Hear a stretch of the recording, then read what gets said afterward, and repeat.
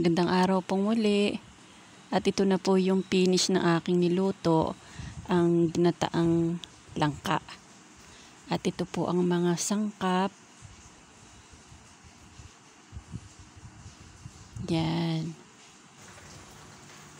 At simulan na po natin ang pagisa. Bawang sibuyas, luya. At yan, nilagay ko na po yung pangalawang piga ng gata. At nilagyan ko na rin siya ng bagoong alamang. At ngayon ay ilalagay ko na yung langka.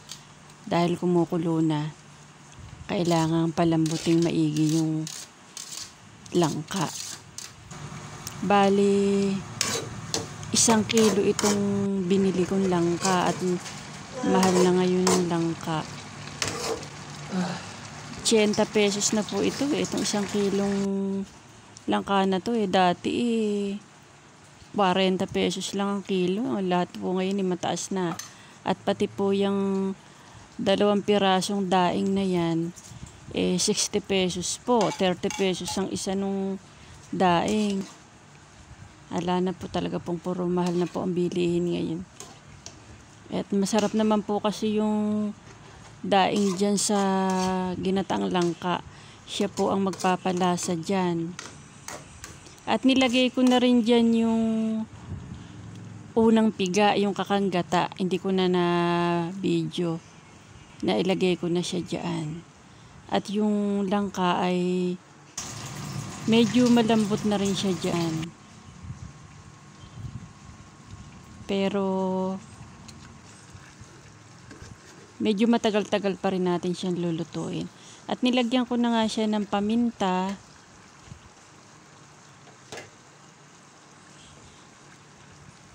Yan.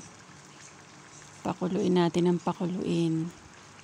Dahil masarap po dyan sa langka lutong-luto. At yan, nilagyan ko rin po siya ng ilang pirasong hipon. Medyo malaki naman po kasi yung hipon. Para dagdag po na sahog. Ayan, di ba maganda po siyang tingnan. Dahil po meron pa siyang hipon, meron ding daing. Kaya po masarap po ang lasa at may bagoong pa nga po iyan. At talaga naman pong napakabango. Ayan, pinalalapot ko po siya. Medyo malapot-lapot na rin po siya dyan.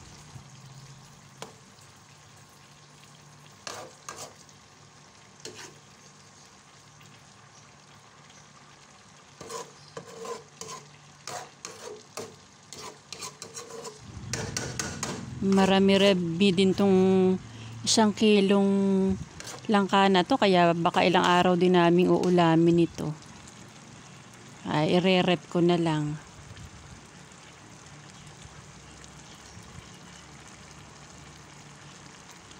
At masarap naman po talagang ulamin. At paborito din po ito ni Inang. Kaya lang kailangan malambot na malambot yung langka para po manguya niya. Halos mag-1 buwan po yata akong hindi nakapag-upload ng video. Gawa po ng naging busy po dahil na-hospital po kasi yung mother ko. Kaya hindi po ako masyadong nakapag-gawa ng video. At ito nga po paborito niya, kaya ito po ang aking niluto.